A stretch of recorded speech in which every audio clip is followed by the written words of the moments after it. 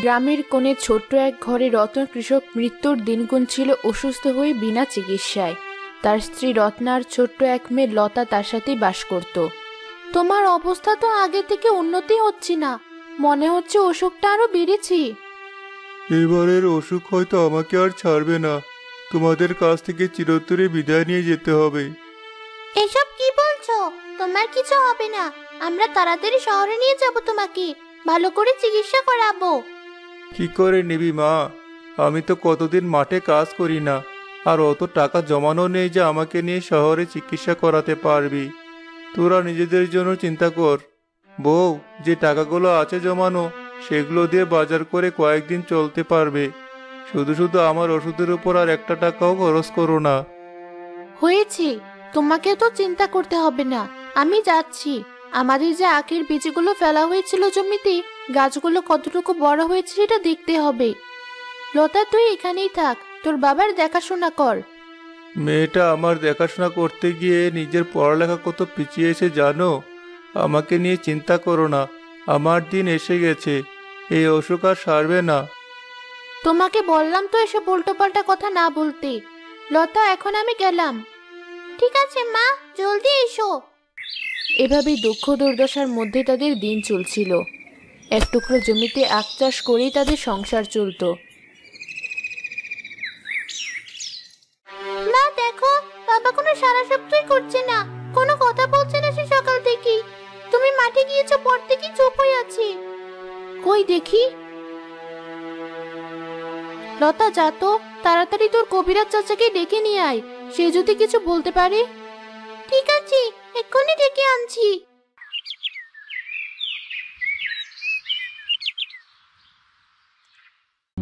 তোমাদের অনেক দেরি হয়ে গেছে, ওকে আর বাঁচানো সম্ভব নয়। রতন যে কোনো সময় শেষ নিঃশ্বাস ত্যাগ করবে। ওকে বিদায়ের জন্য মানসিকভাবে নিজেরা প্রস্তুত হয়ে নাও। কিছুক্ষণের মধ্যে রতন চিরতরে তাদেরকে ছেড়ে চলে যায়। লতা আর তার মা খুবই কষ্ট পায়।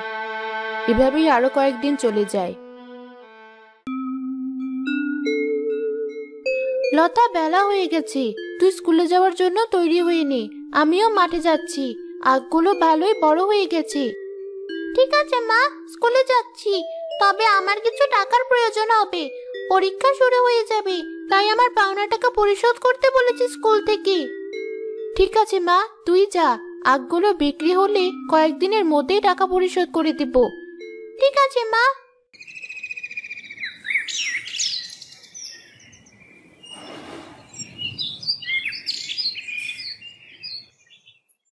লতার মা, তোমাকে তো কতদিন ধরেই বলছে ওই জমিটা আমাকে দিয়ে দাও।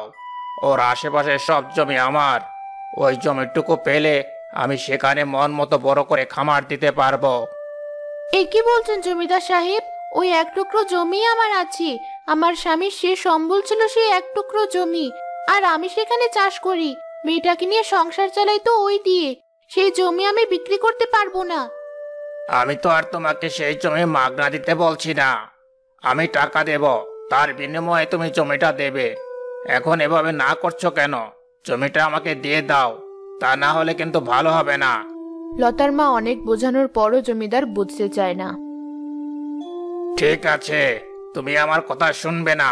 এখন দেখবে তোমার উপর কোনো বিপদে আমি সাহায্য করব না, গ্রামের মানুষও সাহায্য করবে না। আমি দেখব তুমি কিভাবে কারো কাছে এই আখ বিক্রি করো আর এগুলো বড় করো।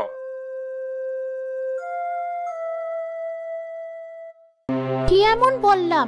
জমিদার সাহেব এমন রাগ করে চলে গেলেন কেন? আমি তো শুধু আমার এক টুকরো জমি বাঁচানোর কথা বলেছিলাম। থাক, সেসব চিন্তা করে আমার লাভ নেই।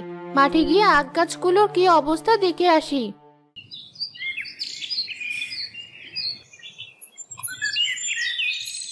আখের গাছগুলো ভালোই বড় হচ্ছে। আরো কিছু পানি দিতে পারলে গাছগুলো তাড়াতাড়ি বড় হতে পারতো। আজকের মধ্যে বৃষ্টি না হলে কাল নিজে বাঁধ কেটে দেব, যেন ওই খাল থেকে পানি আসতে পারে।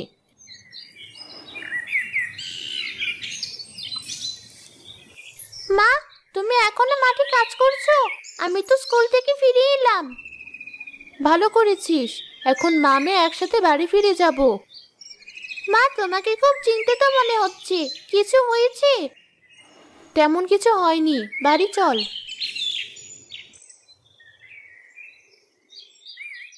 সেই রাতে এক ফোঁটা বৃষ্টিও হয় না।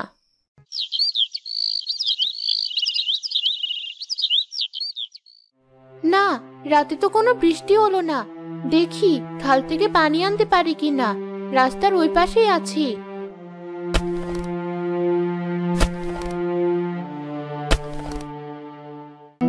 কে কি করছো? কি এমন করতে পারো না। আমার এই জমির উপর কেন এভাবে কুপিয়ে নষ্ট করছো? জমিদার সাহেব, আপনি? আমি তো এখান থেকে পানি নিচ্ছিলাম।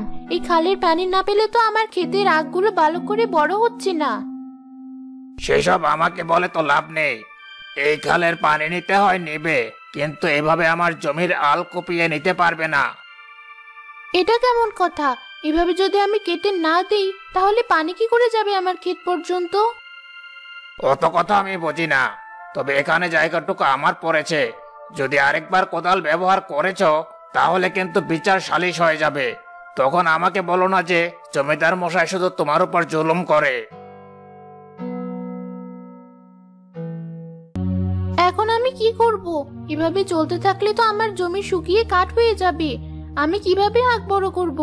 আখের রস দিয়ে চিনি বা কি করে বানাবো? এভাবে আরো কয়েকদিন চলে যায়। রত্না কষ্ট করে আশেপাশের ক্ষেত থেকে পানি আনার ব্যবস্থা করতে থাকে। জমিদার সেটা দেখতে পায়। ও আচ্ছা, এখন রত্না পাশের ক্ষেত থেকে পানি নিচ্ছে। ঠিক আছে, আমি দেখাচ্ছি মজা। শোনো, তুমি আজ রাতের আধারে যাবে এবং রত্নার ক্ষেতের আশেপাশে আরো উঁচু করে বাঁধ দিয়ে দিবে। আর সবাইকে বলে দেবে যেন ওর ক্ষেতে পানি না যায় এক ফোঁটাও। যদি এমনটা হয় তাহলে আমি তাদের সুদের হার আরো বাড়িয়ে দেব। ঠিক আছে জমিদার সাহেব, আপনি চিন্তা করবেন না, কাজ হয়ে যাবে।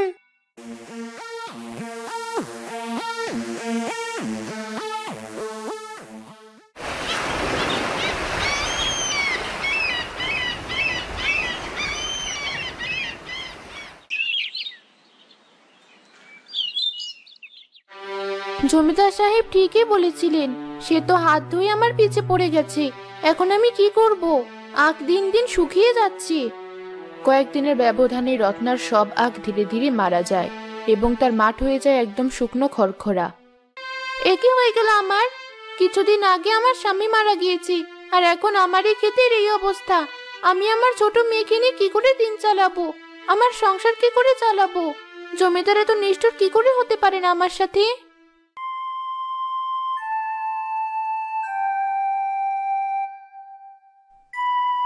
আরে, তুমি কি রতনের বউ রত্না?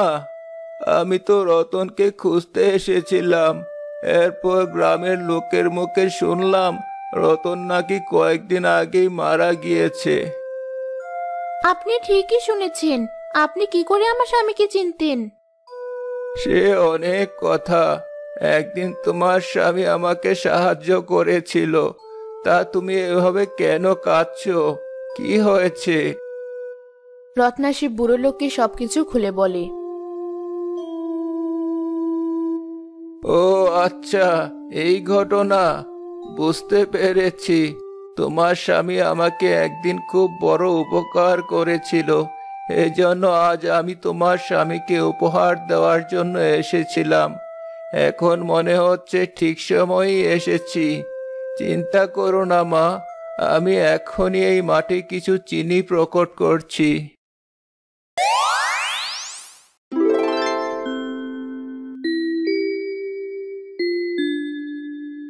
এ কি করে সম্ভব? এই শুকনো মাঠে এত চিনি কি করে এলো? আমি কোনো সাধারণ লোক নই। আমি এক সন্ন্যাসী। সৃষ্টিকর্তার দয়ায় এই ছোটখাটো আশীর্বাদ আমি করতেই পারি। কিন্তু আমি এই শুকনো মাঠে কি করে এই চিনিগুলো ঠিক মতো রাখতে পারবো? আরে মেয়ে, চিনিতে তো পানির প্রয়োজন হয় না। আর তোমার আশেপাশে দেখো, জমিদার কি সুন্দর করে বাঁধ দিয়ে দিয়েছে। এই মাঠে তো কখনো পানি আসবেও না। তোমার কষ্ট করতে হবে না। তোমার মাঠ প্রচুর শুকনো আছে, অনেক দিন পানি পাইনি। এখন এই মাঠে সুন্দর করে চিনিগুলো শুকিয়ে যাবে, আর তুমি এগুলো বাজারে ভালো দামে বিক্রি করতে পারবে। আপনি সত্যি বলছেন বাবা? আমার তো বিশ্বাসই হচ্ছে না। মনে হচ্ছে আমি কোনো স্বপ্ন দেখছি। আমি যে কি পরিমাণ চিন্তায় ছিলাম, ভাবছিলাম কি করে মেয়েকে নিয়ে সংসার চালাবো। আর হ্যাঁ, শোনো মা, এই চিনি কখনোই শেষ হবে না। তোমার এই শুকনো মাঠে চিনির চাষ হতেই থাকবে। তুমি এখান থেকে চিনি সরালে আরো চিনি আসতে থাকবে। এখন তাহলে চলি আমি। ভালো থেকো। আমি আজই এখান থেকে কিছু চিনি বাজারে বিক্রি করব। আমার ঘরে একটা বাজারও নেই। মেয়েটাকে ভালো কিছু খাওয়াতে পারলে ভালো লাগবে।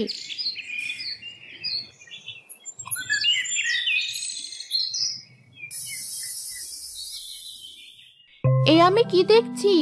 আমার মাঠ থেকে যত চিনি নিয়েছিলাম আবারও তত চিনি চলে এসেছে।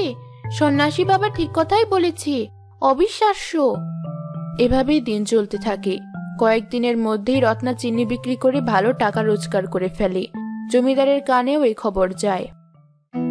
আরে, এ কি করে সম্ভব? আমি এত চেষ্টা করলাম ওই মাঠটা নিজের নামে করে নেওয়ার জন্য, আর এখন পানি বন্ধ করেও রত্নারই উপকার হলো। রত্না এখন চিনি চাষ শুরু করে দিয়েছে। অদ্ভুত ব্যাপার। কিন্তু কি করে পারবে? এই, কে আছিস? এদিকে আয়। জি জমিদার সাহেব। আজ রাতে বাদ দেওয়া মাটিগুলো সরিয়ে দে। চল, আমিও যাব তোদের সাথে।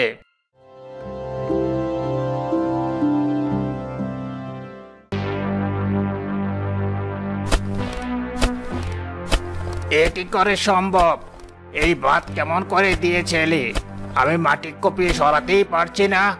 এই মাঠে পানি প্রবেশ করাতে পারলেই তো রত্না সব চিনি চাষ বরবাদ হয়ে যেত, কিন্তু আমি তো কোনোভাবেই পারছি না। সে যাই হোক, এবার বাড়ি যাই। কদিন আর চিনি চাষ করবে? ঠিকই চিনি ফোরাবে, তখন এই জমি আমার হবে। জমিদারের কুমতলব আর সম্পূর্ণ হয় না। রত্না শান্তিতে তার মেয়ে নিয়ে দিন কাটায়।